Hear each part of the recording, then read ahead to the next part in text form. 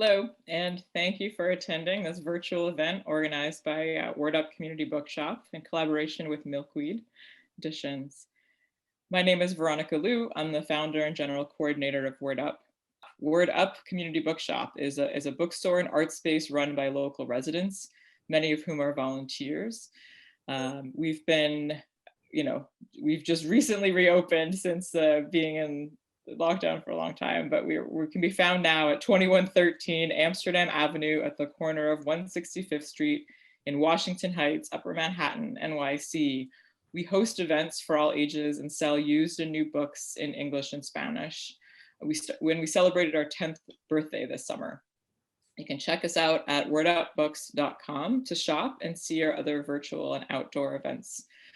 We're open these days, Tuesday to Friday, 12 to 6, Saturdays, 11 to 5, and you can also pick up books that you order online. I'm really excited today to introduce our speakers and author. And when, starting Saga Boy and reading it and, reading into Antonio's bio, I realized that this is someone who, if I were still back in Canada as a Torontonian, I'd be following. Antonio Michael Downing is the author of Saga Boy. He grew up in Southern Trinidad, Northern Ontario, Brooklyn, and Kitchener. He's a musician, writer, and activist based in Toronto. His debut novel, Molasses, was published to critical acclaim. In 2017, he was named by the RBC Taylor Prize as one of Canada's top emerging authors for nonfiction. He performs and composes music as John Orpheus, which I have to admit, I've been listening to on and off all day. Many years ago, when I first moved to New York City, 24 years ago, I had a radio show that was all Canadian music, and a lot of it has been, I followed really intensely for a while, especially in Toronto, and it's sort of fallen away as something that I've followed, but it was sort of exciting to be finding things listening again with that background and discovering that, and for me, I know it's been out there, the music of John Orpheus. And today he'll be in conversation with Ed Pavlić, who's the author of the novel Another Kind of Madness. Widely published as a poet, he's the author of the collection Visiting Hours at the Color Line, winner of the 2013 National Poetry Series, as well as several others, including Live at the Bitter End, A Trial by Opera, Let's Let That Are Not Yet, Inferno, and Let It Be Broke. He has published essays, poems, fiction, and dramatic pieces in numerous magazines and journals. But first, we will listen to a reading from Antonio Michael Downing, and then later followed by the conversation and then the Q&A. Thank you for attending. Yeah, thank you so much, Veronica. One Canadian in America. Thank you for welcoming me from our home country to your adopted country. And yeah, it's an honor to be here in conversation with Ed. And yeah, I just want to take a moment to shout out the ancestors, the indigenous caretakers of this land, Turtle Island, that we've been on, that sustains us and gives us life. And the ancestors of all of us from wherever we come from. This is a selection from Saga Boy. I chose it because for me as a musician, this was one of my, if my life were a comic book and my music career were a comic book, this would be sort of like my origin story. And because of Ed's connection to music, I thought it'd be a beautiful place to start. And it also happens to hold a lot of the themes of the book. So without any further ado, there's a bit of pre-story I should give you. Miss Exley is my grandmother who raised me when I was in Trinidad. A lot of the first third of the book centers around the life I lived with her. So if you hear her name, that's what's up. Junior is my older brother who spent that time with me. So if you hear his name, that's what's up.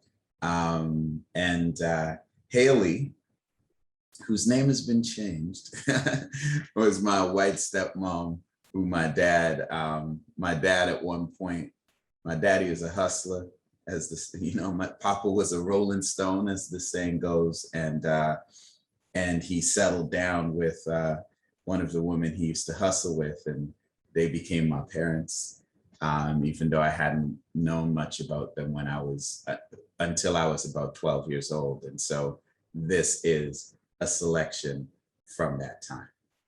Here we go. The nigger keeps going offside.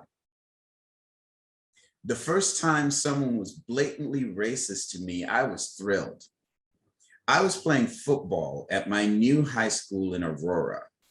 It was gym class, and I was sprinting my little self up and down the field while the smell of the wet grass filled my face.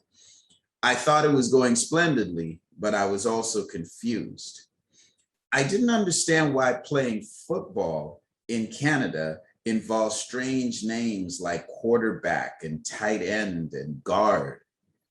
In Trinidad, football was, of course, soccer, a very different game. After my third time crossing the line of scrimmage too soon and going offside, a concept no one had explained to me, an Italian kid with a frizzy mullet pointed over at me and yelled, "The nigger keeps going offside." My inside voice said, "I think I've just been racist." Yes. Overjoyed to finally have an experience to go with the word racism, I burst out laughing. Dr. G.W. Williams Secondary School was the third high school I'd been to. I showed up for grade 10 as a scrappy, mouthy 13-year-old. My head was still half in Monkey Town, Trinidad. I was still mispronouncing words regularly, like I had to try really hard to say thief and not teeth. Or when I said Sarah, it came out as Sarah. Too small for high school, I made up for it by talking loudly, lying outrageously, and posturing as a wannabe metalhead with all the wrong clothes. Basically, I'd do anything for attention. I was still getting on Haley's last nerve with my squeaky clarinet. The instrument, black wood and sparkling silver keys, seemed like a magic wand to me.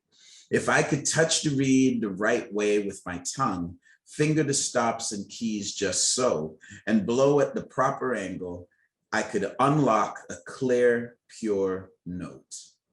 It was a burst of extraordinary light that soothed and puffed up my chest with pride. But it was Junior who showed me how truly seductive music could be. "Put this on," he said, and threw me a pair of blue jeans with a little dude in Rasta colors stitched into the leg. "We going to a party tonight." My face lit up. "A party for real?" He watched me as if to say, "Don't make me regret this." But what he actually said was, "Be ready for 6. The house was like any suburban house on the icy streets. Winter had drowned the world in white powder, and a crisp, nasty bite came with each breath of air. Everything seemed normal, except for this vague throbbing, pulsing from the house, like the heartbeat of a giant. Sketches of people's shadows peeked out from behind the snowbanks, puffing smoke or pressing up against each other, sucking at faces in the dark corners of the cold. The closer I got to the pulsing throb, the more it peeled my head open. At the top of the stairs, the heat and smell of perspiration and music lifted out of the basement. Down the stairs, it was like we had crossed through a portal to a parallel galaxy. Darkness and bass filled the room like a womb. Everywhere people danced, some backed up against the walls, men with beers dangling from loose swinging arms, their other hands gripping the hip bones of wide-waisted girls who were tilted over, faces focused, grinding their asses into the men, gold-linked chains, bright gold smiles, fades and flat-top hair, Clarks and Timberlands on feet. girls in mesh and underwear, flesh searing into my brain, making my body hot and rigid, yelling out when the big sounds start, yelling out together, then back to grinding and expressing their own selves. The sounds coming from the stacks of Black speaker cabinets in one corner were rearranging my atoms. Every thud exploded into my chest and seemed to disintegrate and reassemble me from the inside. In the center of the room, a rich cocktail of colognes and perfumes clashed as the grinding came with lifting, hot stepping in dark shades, front foot, back foot, left foot, cock up, knees open and closed slowly, that's a butterfly. Hand stabbing in circles is bogle. The silver furnace, exposed and too close to our heads, the DJ talking over the song right when it got good, cutting the beat out so everyone could sing the lyrics to the big tune, which is what they call the song. When a song everyone loved came on, they all went mad, all at once, yelling, bawling out, gunshot salutes, and then reaching up and banging on the furnace pipes again and again. Bang, bang, bang, bang, bang, wheel selector, which meant start it again so we can all lose our minds all over. When the banging got out of control, the owner stopped the music and got on the mic. All massive in general, nabada bang pon the furnace scene, winter time cold, don't bang pon the furnace. Then back to the tune. But when another hit came on, wheel selector, bang, bang, bang, bang, bang. The sight that stole me away from everything was Junior, leaning, half hidden by weed smoke. Hands gesturing gunshots at the roof as he and Kingman performed their songs. Seeing him there made me feel like I could be there too. I could be a king in this magic dimension without stepmothers, without classmates calling me nigger, and without squeaky clarinets. Maybe that's how everyone there felt, like they were somewhere they could be free. It felt like a puzzle I had to solve. It had everything I had a taste for, attention, words, and music, but I was a tourist, a stranger in this world. I was dorky and bookish, and I listened to loud white boy music. Kingman asked my brother, "What wrong with the youth, Junior? The boy possess? Leave him alone. He young still." Junior would look at me frowning, a little embarrassed, a little concerned, but he wouldn't let anyone make fun of me. Things changed when they realized I could write songs. One day I showed up to their band practice with 2 marked up pages of lyrics. Kingman sucked his 2 gold teeth absent-mindedly as he read them. He had flat top hair with little shapes chopped into it. "This tune article," he said, which meant it was good. Then reading some more, his eyes got wide. He said, "Yo, the little youth is done, respect," which meant he liked it. And he looked at me again as if seeing me for the first time. Junior just nodded as if he wasn't surprised. They ran through the song a cappella. It was the first time I'd heard someone rap one of my songs. It was something about having power. Jah give me power, except it was power and terrible, but it was mine. I felt sky high watching them nod and sway as they spit the words, posturing and shaking, then giving each other a bounce, closed fists touching to salute how cool the tune was. When they finished, Kingman yelled, "Wheel selector!" And they pointed their gun fingers at the sky. Bang, bang, bang, bang, bang. And they started into it again.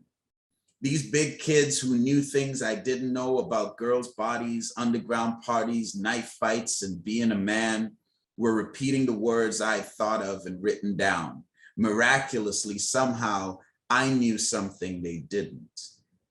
In the beginning was the Word, and the Word was God. Life for me that year was like this, perched precariously between the wrath of Haley the Hellcat, a father I loved but could not trust, and a brother and a lost brother I recognized less and less every day. But from then on, Wherever I could, I escaped into words and songs. It never occurred to me that these were the two things Miss Exley had taught me, how to read and how to sing. These were her gifts, the things she too had needed to survive. Awesome. That's so great. Great to hear it. Thanks for reading that. And just let me say from the beginning, thanks so much for all what went into this great work, which I read over the last week and have been rereading parts of it over the weekend. And just to tell everyone listening or who will hear this later, this is one of these books that takes you on a real journey. And it's a geographical journey. It's a journey in the developing life of a young man and the people he loves and the people he's trying to love and some of the people he's trying not to love.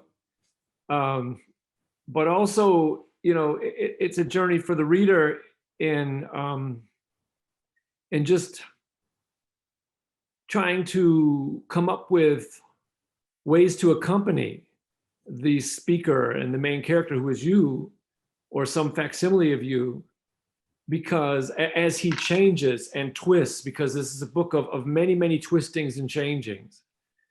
And so, in order to read through the book, you almost have to accompany almost like a dance partner, the persona as he goes, as well as some of the family and the friends along the way too. It really is a kind of becoming a member of a certain community, and you move through space and time with them. What an incredible achievement, and what a gift to anybody who comes along after to read, man. Thank you so much.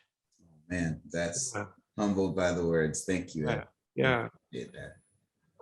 But I don't know exactly what we can talk about here over the next hour or so, or a little less maybe. But I did want to ask you to talk about, I guess, performance, in all the different venues that it comes up in this book, but also how, if you can think about what the relationship is between those venues of performance and the task it is to write about those venues of performance.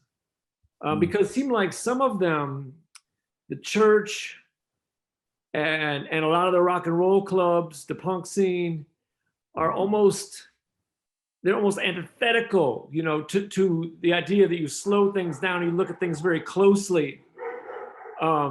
They want to just kind of obliterate the scene, it really is a kind of escape. And writing is no friend of the people who want to escape. Writing wants to have you sit down and we'll just look very carefully at some things. So I think there's a great tension throughout the book in this character's kind of propulsive need to escape and mask and almost obliterate, and the writer's need to really take a very meticulous, and careful account of things. Can you talk about a little bit of how maybe that coexisted within you at different parts of your life? Whew. Wow, it's a big question. I think I would say that I 100% agree with you that there's a tension between the sort of like slow down and tease apart the experience and even the what I just read, right? If to experience that is a very immersive, like there's no time to really stop it or slow it down, but as a writer, I'm trying to stop it and slow it down and speak cohesively about it, but also in the poetry and the rhythm of the language, create a sense of motion and movement and overwhelming, a pileup of sensation, which is my literary approximation of the pileup of sensation of being in the place. And I think that tension exists throughout the book, where there's some things like I thought of it as sort of like swimming through an ocean of prose to get to these islands of poetry. And there's certain things that I just can't, they felt so kinetic and so visceral. My memory of them is so kinetic and so visceral. Writing it in prose seemed to just suck all the juice out of that. And so you almost have to break and dislocate the language so that that experience can kind of be evoked, which, you know, as a poet, I mean, I imagine it must be a similar thing, because I mean, that's a lot of the experience. But I would say most of my life is like that. You know, right. This is about memory and trying to recast memory, and memory is a notorious liar. And in my memory, like, you know, pleasure and pain, they say, is not in the moment that something happens, but in the remembering of it. And in my memory, things are always so visceral and overwhelming that I just, you know, those are the things I want to capture, but those are also the things that are most difficult to capture. And I think that's why my style of even lyric writing and music, as well as prose writing, is so at times de-evolves into sounds and pile-ups of experiences and images and sensations, and can be disorienting, because that is how my memory has captured a lot of this stuff. And of course, the moments that have been most profound for me have been very emotional, or being on stage and being swept up in a cloud of feeling and energy. And then after the fact, I remember it back and I'm like, well, I can't just say, hey, this was, you know, I walked on stage and then we played this song and then I felt happy. And, you know, it just prose just won't, the standard way of speaking prose just won't do. But this is also how I write lyrics. It's also how one could say it is also how I live. Interesting. Yeah. Well, one could say that. Would one be right in saying that? Yeah, I mean, I feel that. Like, I feel that, you know, it's, you know, I mentioned my grandmother, and in that first part of the book where you're in sort of my Garden of Eden, where it's like my innocence and it's rich, it's lush. And the two things I realize is, obviously my grandmother's a big part of that, of my life and the book, but especially that part, it could almost be read as a deification of her. Right. But the other thing that's prevalent is the bush, is the jungle, there's the rainforest. It's ever present. Yeah. And it's growing, it's teeming, it's bursting with like flora and fauna. And so that same feeling of just momentum and growing and nonstop just moving forward, as I've been prone to saying lately, you know, the mango tree doesn't say we had mango last year, so we're not going to have mango this year. It's just mango and then mango. And that's what my life feels like. And I feel like I've taken a lot of, to your question, I think I've taken a lot of the way I live from living in a place that just never stops being bursting with new life, which is essentially the source of all creativity, which is growth and birth and rebirth and regeneration. That is creativity. And so I feel like my life is a constant regeneration, which you know, I never seem to get tired of, and I can't explain it. But so yes would be my answer, but I would blame where I grew up, where I learned to see, as Margaret Atwood would say. Yes. No, I assume that was the answer, and I can feel that.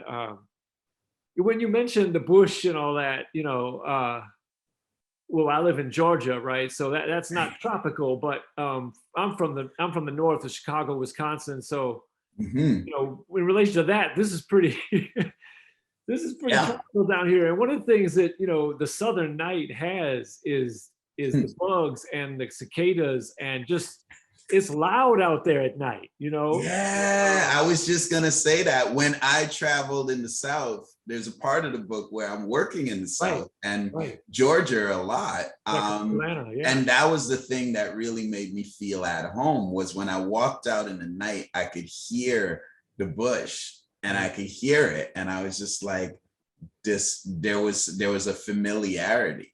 Totally. And yeah, beautiful. I explore that a lot in my novel Molasses, where I'm almost going through my Trinidad life, but I'm driving through the South. I'm driving through Georgia and Tennessee and Louisiana. Yeah. Whereas, you know, way up in Canada, especially in the winter, you know, nights are absolutely, you know, with the snow and everything, it's just the kind of quiet, you never have that kind of quiet. Yeah. Down here. It's eerie.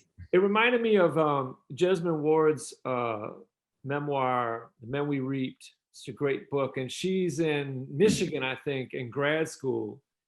And she's from Mississippi, Gulf Coast, Mississippi, Southern Mississippi. So she has this thing where she writes about calling from Michigan home with your friends or family and just trying to keep them on the phone, even if they would just put the phone down and let her listen, you know, to the night, because she misses so much. Now I could really feel that. And I imagine that, you know, part of the poetics of this book has a lot to do with recovering those things from a great distance, you know. Always. And that's you would have a very different perspective on this had you never left. Yeah. And remain immersed in all that. Yeah, absolutely. A lot of it is about, I mean, I think that when you leave a place, and I just wrote a piece about Edwidge Dandicat's wonderful memoir, Brother, I'm Dying, about leaving Haiti, her parents leaving Haiti and leaving her with her uncle. She bonds with her uncle, much as I did with my grandmother when my parents left. And then one day she has to go and leave the uncle behind. And there's this kind of idea that when we leave a place, there's all these people that stay behind to take our calls when we, as she puts it, to take our calls when we call, to read the letters we send back, and to be here when we visit. But I think also, you know, landscape, right? Landscape is so formative in especially when you live in these very natural, teeming landscapes. Like, you know, I moved, you know, when I was 11, I moved, as you know in the book, to north of Lake Superior, and it's a, you know, and as people say, well, that's so crazy, you moved to this whole other place that's so different, how did you end up there? And it's because we have this association with Black and urban, right? But in actual, so they think, well, you're out in the bush, you know, why didn't you go to Scarborough, which is a suburb, a vast sprawling suburb of Toronto, where many immigrants, well, and I did live there at one point, live. And I say to them, well, you know, to me, yes, it was a culture shock, but it was just a different kind of bush. Yeah. Country. The real shock would have been to drop me in the middle of a city. In the Bronx or somewhere, right. I would have been like, what? Yeah. I would have freaked out. And so for me, there was a continuity of the potency of landscape and how that shaped me. And because where I learned to see the world, that was all there was. Like, we didn't have the internet. We had a river full of crocodiles. So, you know, we had parakeets to go catch. Like, you know, we didn't even have, like, I remember in my lifetime when phones were put on my street in my lifetime, which is like, you know, it's so for me, landscape was one of the big things I left behind. And so trying, of course, in a memoir, you're trying to claim all of that back and reassemble the mosaic of these experiences that formed you. But for me, a lot of that has to do with the people, but also the landscape. Yeah. For me, a lot of that is in the land. Yeah, no, that comes through. I want to read a quote to you and have you talk about it, because of course, you in the book you recount and describe a really complex family with many brothers and sisters, mostly brothers, Yeah. with different parents here and there, and then raised by aunts and grandmothers, and then sometimes a father, and sometimes a father and this stepmother, sometimes a father and that one. And but so in that arises this really remarkable sentence. You write, "In the land of abandonment, there are no half brothers." You remember that? Facts. Yeah, no, I remember that line very, very well. And I remembered it because I had a culture shock moment when my editor, a fabulous, legendary editor, Diane Turbide at Penguin Random House, who in a lot of ways, like the book wouldn't exist without her guidance. But there was one thing she did, something she didn't get. She sent me a draft. She said, why are you calling your half brothers brothers? Yeah. She asked me. Yeah. And I had to think about that because I mean, they're my brothers. I don't see any distinction at all. And you know what I put it down to? I put it down to inheritance. When there's something to inherit, it's really important who's a half brother and who's a brother. Yeah. Family is a matter of assets. Yeah. Yeah. And it's really crucial, that distinction. And you don't play with that because we've all heard the stories about how that plays out, even when there's no debate about who's in the family and who's not. So but when there's nothing to inherit, when actually you're inheriting a burden, you're inheriting a debt, a big amount of pain, right. Yeah, then you're less stringent about these things. You're kind of like, oh well, but of course that's such a diaspora experience. Like so many of us have been raised by uncles and aunties and so many mixed families, right? Like to me, I grew up in Trinidad just seeing, there was so much abandonment that, there was always a man raising kids that weren't his. And there was always like, oh, this one's that one's kid, or they're married, but that one is from that place. And so, but I think that's a common thing. I think for almost all poor migrant families, I think there's a point where the family structure breaks down. It's common that the family structure breaks down and people end up being raised by other people. But in the diaspora, that's like that becomes a more rule than exception, or someone has to work. Or like it as Edwidge Dandicat, the parents needed to go to make, they left the kid to go make money and establish a life so they could they broke the family to reunite the family, which is funny. And my dad is funny. I talk to him a lot in all my family. One of the great legacies is I got to talk to him a lot in writing the book.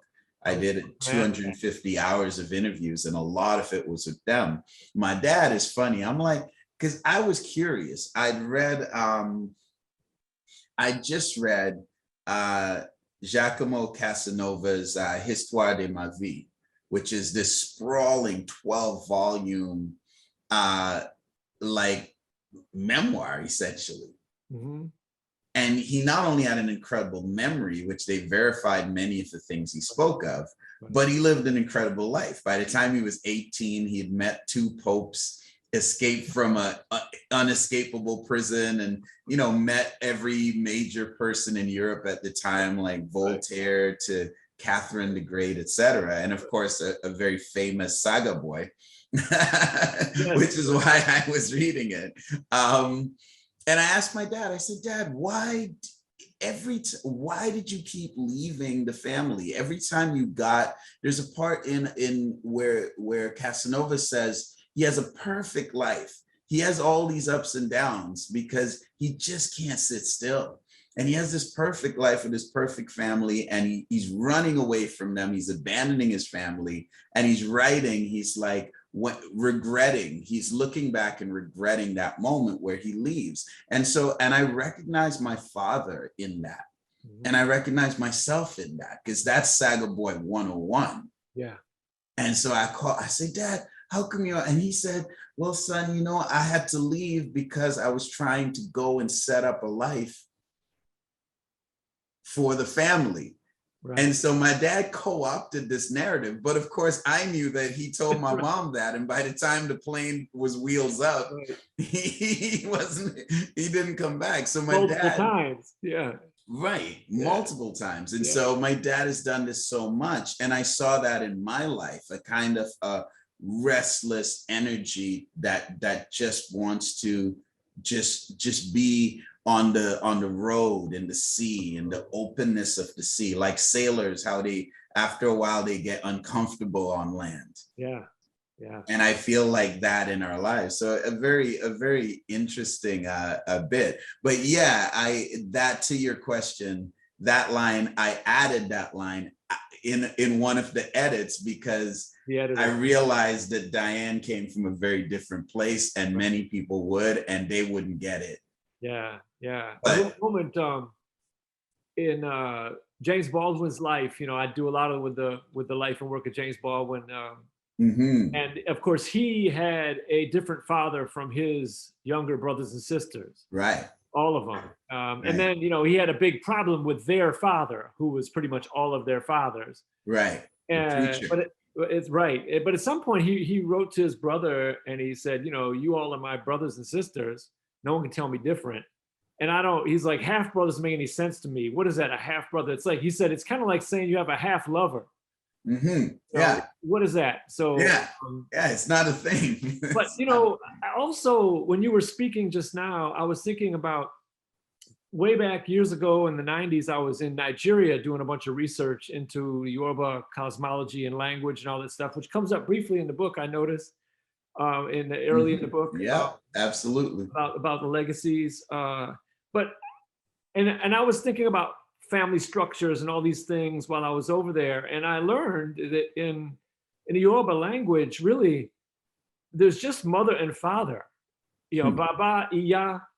And then if it's your father's brother, he's still Baba. If it's your mother's sister, it's Iya. So like a kid speaking that language traditionally, we just basically have 12 mothers and, you know, and fathers out there. And I was thinking, you know, that mapped onto so much of my growing up, coming and going from families where I didn't, you know, I go to friends' houses and I didn't know who was related to who and how, you know, and often they didn't know, you know.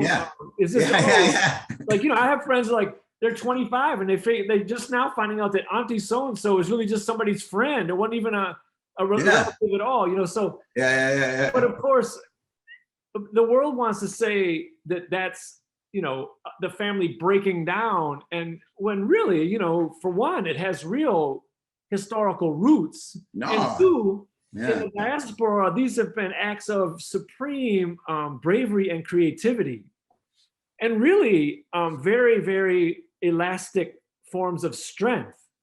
You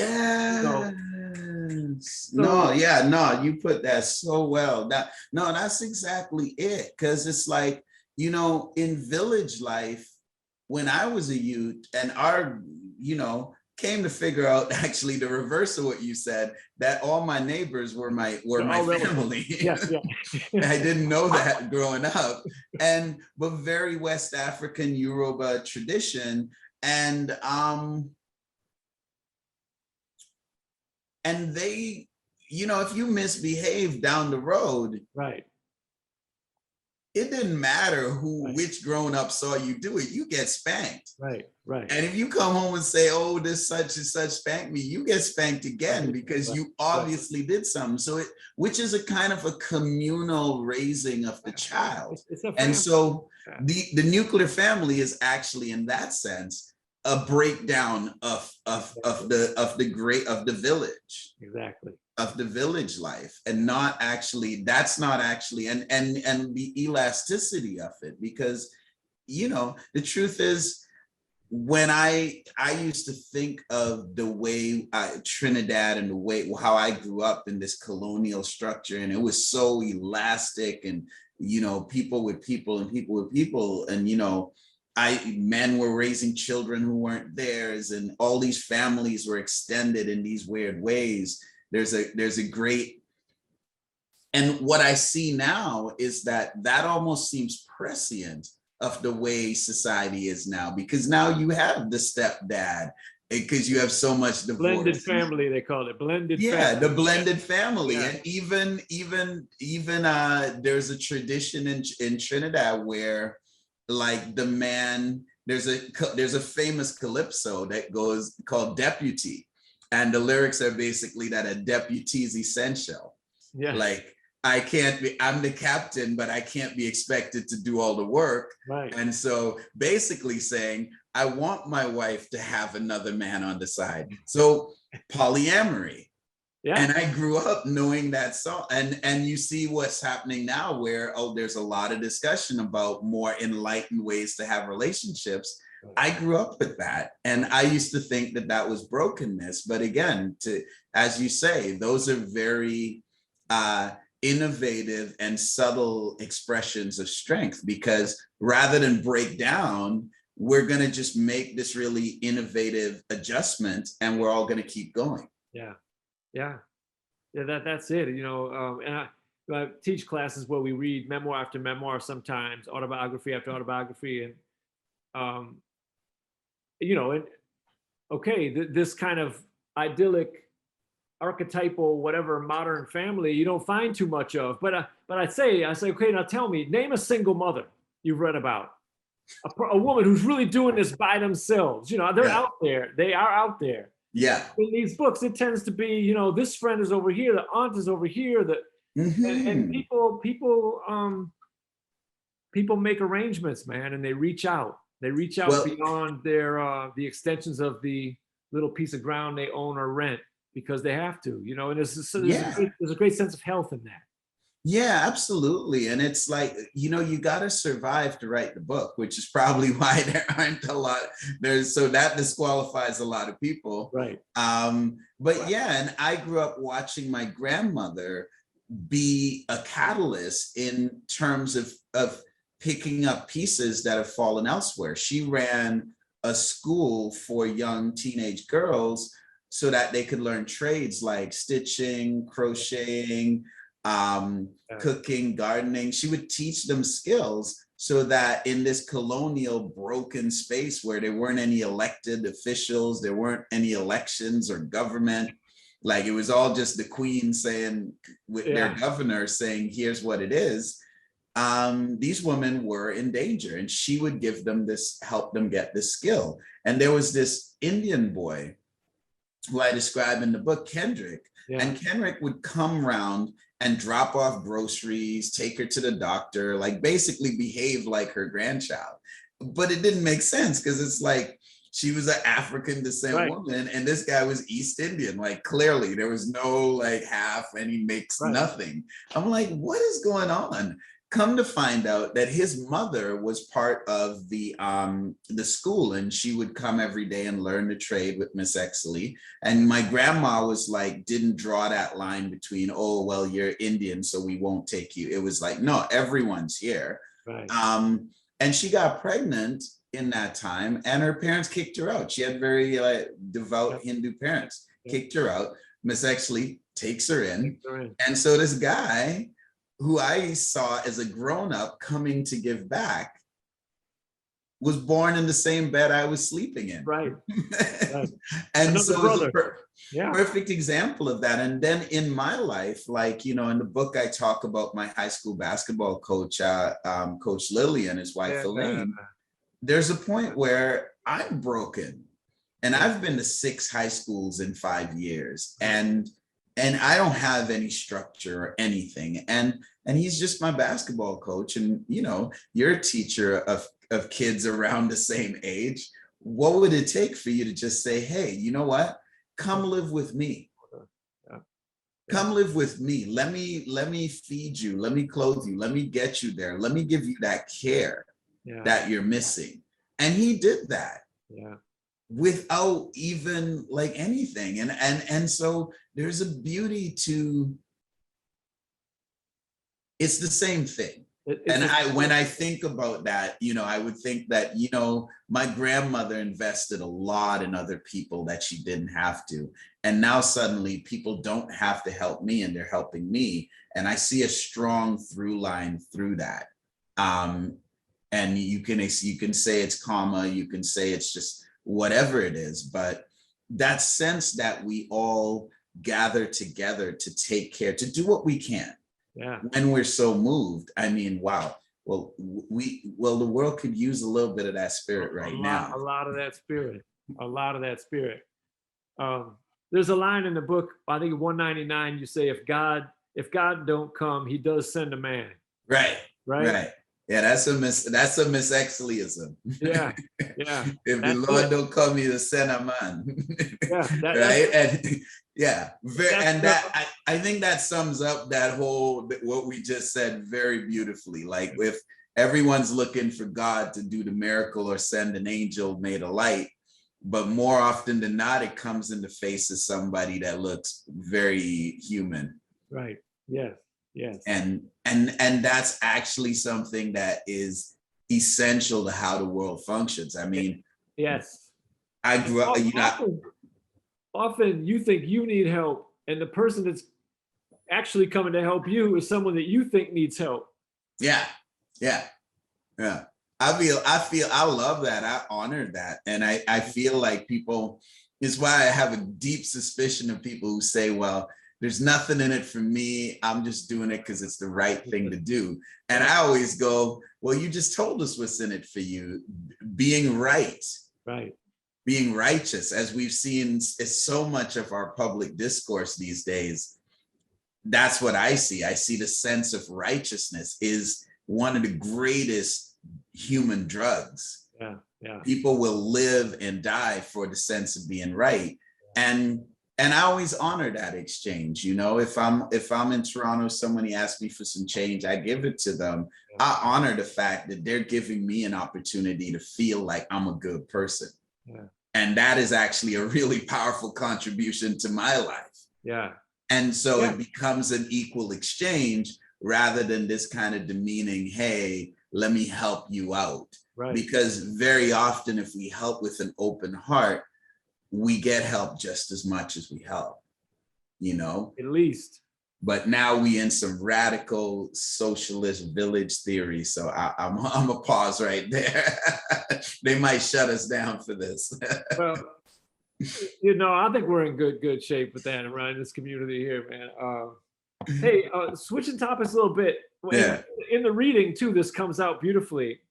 A couple times in the book, especially in the pieces in Canada, you know, there's this whole thing about identity and I suppose, you know, persona. And so the Jamaican accent seems to have a lot of power. And there's a whole sense of having to adopt this Jamaican accent to you know, to your brother. I think your brother's out there before you, Junior. Yeah. And so I wonder if you could talk a little bit about that, you know, because I'm very interested in how all that plays out. I really think, as an aside, you know, again, historically, in scholarly terms, I wonder myself, I think, you know, the Yoruba worldview is so powerful in diaspora, all through the Caribbean, Brazil, and even in the States. Yeah. But, you know, the Yoruba themselves in West Africa are a very powerful empire, really, historically Yeah. speaking. So Yeah. how is it that all the people from this powerful empire ended up sold and on this side of the ocean? That Yeah, doesn't well, make any every sense. empire is powerful till they meet another more powerful. Well, or where a lot of people come over here and then adopted that when they got here. Right. Because right. it's the prestige So identity. they kept colonizing. Yeah, right, exactly. Like, we all colonized, but we still gonna colonize you. Yeah, it's the same thing as like, you know, you're from like Yonkers or something, and you go to college, you pretend you're from, you know, you're from the Bronx or Brooklyn or something. Yeah, well, that's me. And if you pretend it long enough, you just become. Right. I was doing a recording session, like a NPR Tiny Desk kind of video audio thing yesterday with a 9-piece band, all my songs. And at one point I'm listening and we're doing it and we're recording it. And I'm just like, I'm doing a dance hall song 1 second. I'm soca the next second. I'm funk the next second. And I'm hip hop the next second. And I'm dipping and I'm moving through these dialects of Blackness. Yeah. And you know, because you're right, that's the experience. But that's everyone, right? If you hang around friends, you adopt these things. You start talking like them. And if some of the friends are seen as cooler or having more social cred, then everybody adopts what they're doing. That's and right. I think that's the thing in Canada. It's like we were all from the Caribbean, but there were a lot of Jamaicans, and the Jamaican culture was just so cool because we didn't feel like we all listen to hip hop. We all listen to Black American culture. That was like, you know, but I associated with that like since I was a kid in Trinidad, and my uncle stepped down the street in a Kango and some Adidas and freestyle some LL Cool J. Like we were all on that train. Yeah. But when you come to Canada and you go look around, the people, Jamaican posse is the coolest. And Jamaicans have just they got a way, they got a style, they got a presence, they got they're very much like Nigerians. Right. In fact, many of the jams I throw in Toronto, I bring together Jamaicans and Nigerians, and historically they haven't gotten along. But I see the matchmaker, and I'll just bring them together, and we'll play both their musics back to back, and then turns out they get along just fine. Okay. But there is this sense of the dominant thing. But like, for me, it's just amazing as a word guy. Yeah, I just love Jamaicans. Are just like, Jamaican will tell you something like, "Hey, that boy Ed, him have no brought up see." It's like brought up see, meaning he wasn't brought up right. Right?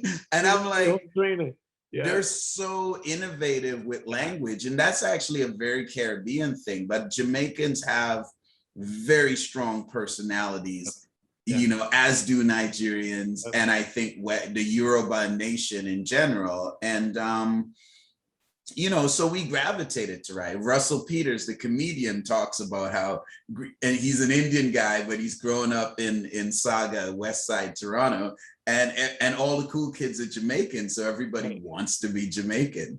And of course, the word was God. So you start with how they talk. If you can master how they talk, you can get accepted in any hood.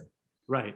It doesn't matter if it's Buckhead or Scarborough or Port of Spain or Lagos. The language. If you know the lingo, that's how we know you belong. Yeah. And so for me, I did so much learning the lingo so that I could belong, that now I fluently speak the lingo as if they were mine. And I'm sitting there yesterday in the session, and I'm just like, whoa, am I, where am I in this? Which one of these is me? Oh, and the answer, which, you know, to go to a related theme in the book, which is the personas and the idea of being different selves. Every day now, people are like, well, what should I call you? Which you are you? And And so which one of these languages are me? Which one of these dialects? Which one of these styles? And it's like, and the answer, of course, is all of them, Right. and none of them. Right. Right. Right? Yeah. There's an essentialism that transcends the dialect. And imagine if you could get to, you know, book still is the same thing. If you call it something different in Russian or Swahili Translation or English, it's still a book. Mm-hmm. And so I think I'm trying to dwell in this space where, regardless of what the word is or the lingo is or the slang is, there's a solidness of I don't know what that is. That it's Right. the bush. There's a throb, you know, there's an Throb. essentialism, a throb of energy, Yeah. a surge towards what's next. Yeah. You know, which on the one hand, it's a fertile creativity like the jungle is, but on the other hand, like my dad leaving every family he's ever had, you know, if you walk in the wrong place in the bush will kill you. Right. You're in trouble. Yeah. Yeah. The Yeah. bush will take you out. Yeah. Yes. So Yeah, but that's power. Yeah. You know what you describe about moving through the different personas and the different kind of language signatures that they carry in just the concert you were talking about from yesterday, or the recording thing you were doing yesterday. yeah. And the question of which one's me, or maybe there's a piece of me in all of them, a piece of all of them in me. You know, it really describes very well what you just said about your grandmother coming up and taking in all these people as if they were really parts of her own body. You know, Right. what Right. your grandmother had was a sense of self, which was beyond her Raw. own body. Yeah. And if that one is in danger, the separation between that danger and me being in danger just doesn't make any sense. So it makes sense to take that in and alleviate the danger. Mm-hmm. You know, and in you moving through those voices, it's the same principle, man. Yeah. Yeah, absolutely. Our It's like, cells need to be interacting. This energy needs to move between people. yeah. And wherever it gets, you know, hung up and can't move about between people, bad stuff happens. Yeah, absolutely. Because we can't put ourselves in each other's shoes. You know, my grandmother just basically going, if you're a child and you're in trouble, then you're my child. Yeah. Yeah. Right. And for me, it's like, if you're a slang and you express what I'm feeling, then you're my slang. Yeah, that's what I'm saying.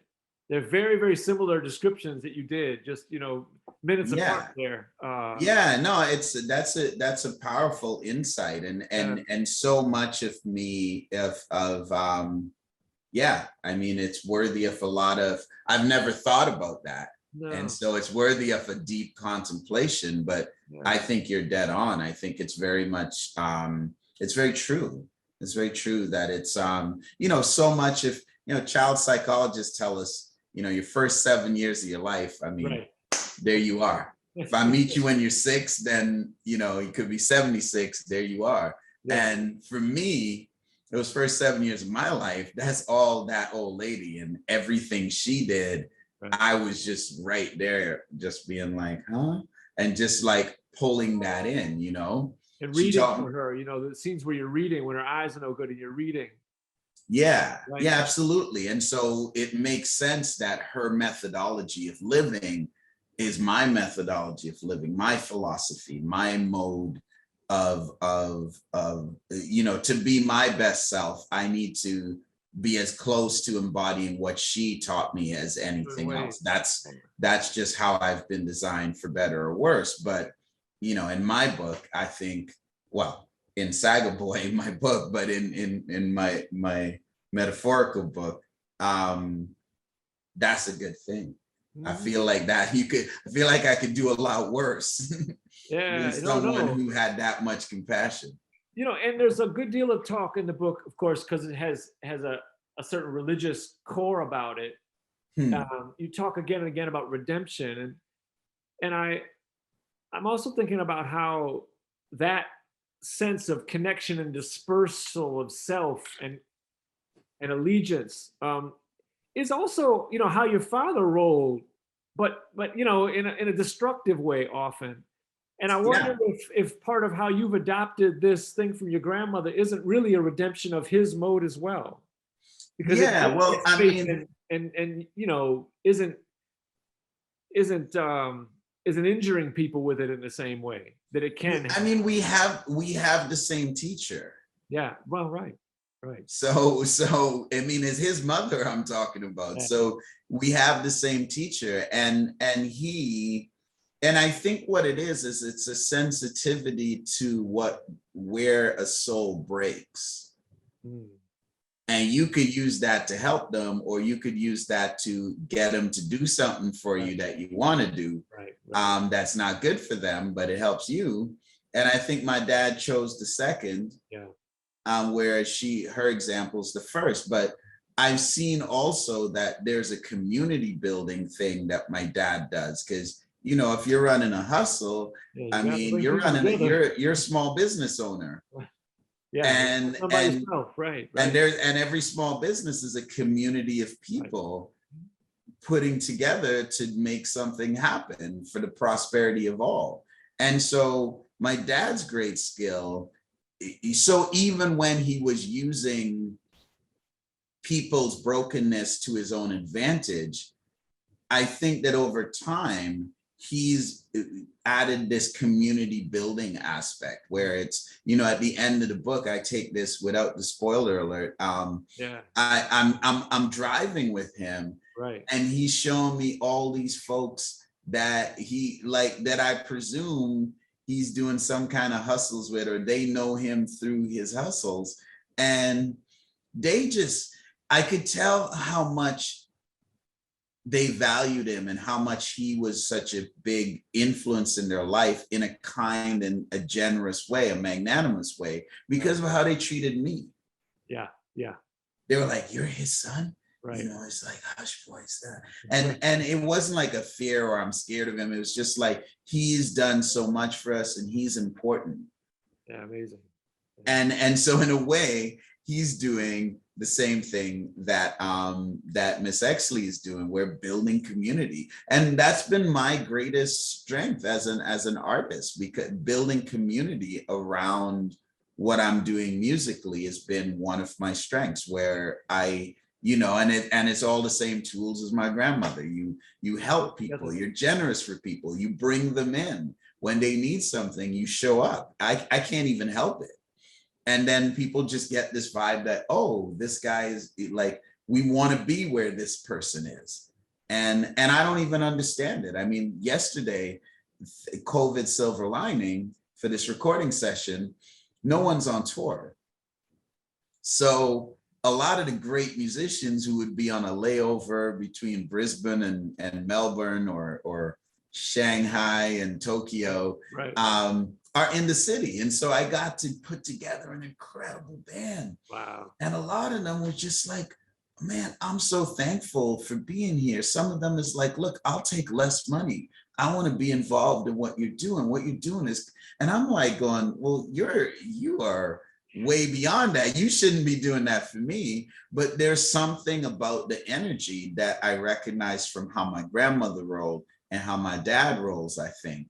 That's just stitched into the DNA. That kind of like, look, if it's a sense of being able to have a hyper sense of being able to feel what people feel. Yeah, which is that's what music is in the end. Yeah, at the end of the day. It's not songs. It's a kind of index for what goes on between us. Yeah. Hey man, this is great. I think we're about at time. Okay. Yep. What a pleasure. What a great pleasure. No, I mean, I want to leave room if there's any last things you want to say. I mean, you've really brought. I think that's a great. I mean, just like the landscapes of. Yeah. That's a great place to end, I think. I think really a shout out to the power of music, but also art, also literature, also poetry, like that space between. So I feel like that's a great place to land. Talking about the book, talking about the boy. Yeah. Yeah, thank you so much, both of you. something about something you said earlier reminded me that there's an election today. I don't know if you voted. Yeah. You Well, still no, have, we have like days to vote, and we don't have laws that make it hard. So I'm gonna vote tomorrow. oh, you can vote the next day? Oh man, Yeah. okay. Yeah. No, it's not like we don't try to do it all in one day. There's like a window where you can vote. And I like the last election, I literally came down in my bathrobe and voted in my building because they had a polling booth like right in my building. So they make it really easy. I mean, comparatively. To some places in America. Wow. Yeah, it's been a long time since I've voted in Canada, but Yeah. But yeah, the other day I was explaining to one of my friends, my next door neighbors, who'd been everything you said about like the cool kids being Jamaican. And I remember on my street, like my Willowdale, like suburban street, that it was the cool, but they were like half Chinese too. So just like that accent's like really seared in, and the swag. But yeah, I mean Drake, right? Like Drake is always dropping Jamaicanisms in his music. I mean, I think he's like, so the whole culture of the Yardman and the Roadman and the, all of that is just like straight up Jamaicaism. So yeah, I love it. Do we have questions? We didn't even answer no questions. Should we? Do we have time for questions? I don't know. Let me check in at Facebook. Hmm. If anyone does have questions later, I know you have a couple more events coming up in the next week. Yeah. For sure. No problem at all. And what are those events? Who are they in conversation with? On Wednesday, I'm in conversation with Daryl McLeod, who is a Cree Canadian. And his book just got nominated for one of our big literary prizes. His book's called Piakau. And it's about sort of reclaiming his Cree identity within Canada and the residential schools and the impact of that on his community. He's a brilliant writer, jazz guitar player, so music dude. We definitely gonna have to break out the guitars, but that's on Wednesday, hosted by I can't remember the name of the bookstore, but in Washington, DC, will be our host. So yeah, just, I mean, I feel very blessed to have to be in conversation with so many brilliant minds, and it's just fascinating, and I feel like several things Ed's brought up today and connections he's made, I'm going to be meditating on for a while. Me too. Yeah. No, really great. Yeah, thank you so much. No, thank you out there. Get the book. Thank you for having me. Thank you, I appreciate it. By the way, it's Loyalty Bookstore in Loyalty. DC. Yeah, Loyalty Books in DC. Yeah, I hope we meet up in person one of these days. Yeah, for sure. Where are you, Ed? You're in Georgia? Athens, Georgia. Yeah. Athens. Okay, yeah, absolutely, man. I love Athens. I spent a lot of time in Georgia. Yeah. I will keep you posted on that. Don't be a stranger, sir. And you may get a shout out from me after I finish your book as well. So let me know. Yeah. I'll send you a note. I'll keep in touch. Yeah, man. Beautiful. All right. Thank you. Cool, you guys. Yeah. Thank you, Veronica. Thank you. Word up. Okay. Bye. Bye-bye. Peace.